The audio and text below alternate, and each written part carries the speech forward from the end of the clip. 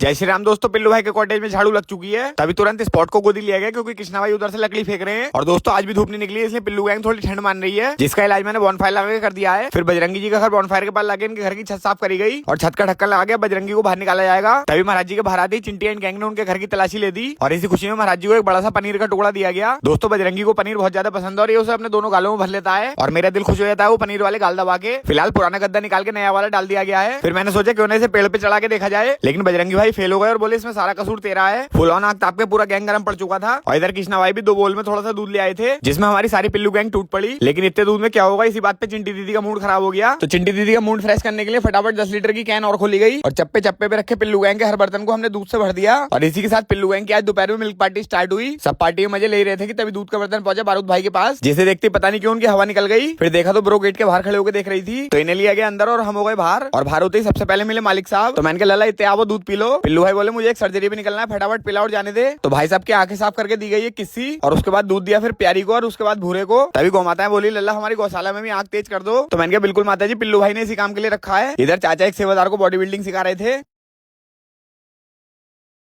तो चाचा को काम दिया गया मलबा भरने का और मैंने एक सेवादार के साथ झाड़ू लेके धड़ाधड़ सफाई अभियान चालू करा। दोस्तों पिल्लू भाई की गौशाला में डेली बहुत सारा कूड़ा इकट्ठा हो जाता है और पिल्लू भाई के सख्त आदेश रहते हैं कि गौशाला में 24 घंटे में एक बार जरूर झाड़ू लगनी चाहिए। तो फटाफट झाड़ू का हेलीकॉप्टर बना के पिल्लू भाई की सारी गौशाला साफ कर दी गई। फिर 2 महीने से जल रही अखंड ज्योति में 2 लकड़ी और डाली गई और अब साफ होगा हमारा ये एरिया जिसमें भूसा रहता है और गौ माता का चारा मिलाया जाता है। तो फटाफट तिरपाल फोल्ड करके सारा साफ भूसा ऊपर चढ़ाया गया और फिर सारा फ्लोर साफ करने के बाद यहाँ का काम फिट। फिर पिल्लू भाई के शेल्टर का रेलवे ट्रैक और उसके आसपास के एरिया को भी साफ करा गया और एट लास्ट गौ माता की साइड के बाहर सफाई करके खोला गया है भगवाना। तो आज भी पिल्लू भाई के शेल्टर में गैंग के लिए वेज पुलाव बनाए, तो बिना किसी देरी के भंडारा चालू करा गया और कुछ ही देर में पिल्लू गैंग पीली तैयारी के मजे उड़ाती दिखी। फिर जेलर साहब ने जाके बाहर वाली टीम को भी खाना दिया, जिसमें भूरा प्यारी और डांडिया बेन है। इधर मैंने गैंग से पूछा केला कौन खाएगा, तो सबसे पहले क्रीम रोल बोला भैया मैं खाऊंगा। उसने तो खा लिया, लेकिन उसका भाई बोला मैं नहीं खाऊंगा, क्या पता इसमें बम हो। इधर चिंटी दीदी गरीबों का हक मार रही थी, तो चिंटा के गाल खींच के गरीबों का हक उन्हें वापस दिलाया गया, जिसे पाकर गरीब बहुत ज्यादा खुश दिखे और बोले चिंटा ऊपर वाले घर में देर है अंधेर नहीं। बेचारी चिंटी दीदी बाहर खड़ी बजरंगी को खाते ही देख रही थी और भूसे के ढेर के ऊपर बैठे पिल्लू भाई प्लेन्स में ही पहाड़ों का फील ले रहे थे। फिर मेरे से मिलने आई गौशाले के अध्यक्ष डांडिया बेन। दोस्तों मेरा और मामू का मानना है कि शायद पिल्लू भाई भी जान चुके हैं कि वही शेल्टर के मालिक हैं, क्योंकि जिस एटीट्यूड के साथ दोस्तों पिल्लू भाई अपना जीवन जी रहे हैं उससे यही पता चल चुका है कि ये मानते हैं कि I am the owner of this property. तो मैंने कहा आओ मालिक साहब थोड़ी देर बॉनफायर के आगे हाथ तापेंगे। अभी सेवादार खाना खाने गए हुए हैं, लेकिन मुझे उन्हें उठाना होगा। तो पिल्लू भाई के सेवादार को हाईजैक करके हम पहुंचे छोटे हाथी वाले भाई के यहाँ और यहाँ से गाड़ी पहुंची सीधे ICICI बैंक और मामू से 10 गांधी जी के फोटो लिए गए, क्योंकि दोस्तों अभी ठंड बाकी है और शेल्टर में पुराल खत्म हो चुका है। तो आज हमें इस गोडाउन में से 10-12 कुंटल पुराली लेनी है और मेरे साथ है पिल्लू भाई के एक सेवादार। तो पहला धक्का दिया पुराली को और दूसरा दिया गया सेवादार को और मैंने कहा तुम बस नीचे ब्लॉक साइड करो, धक्का देने की जिम्मेदारी मेरी। और कुछ देर बाद तो सेवादार भी WWE की तरह पटकियां दे रहे थे। तो पिल्लू भाई की गाड़ी फुल हो चुकी है। इस वीडियो को जरूर शेयर करें। बोलो हर हर महादेव।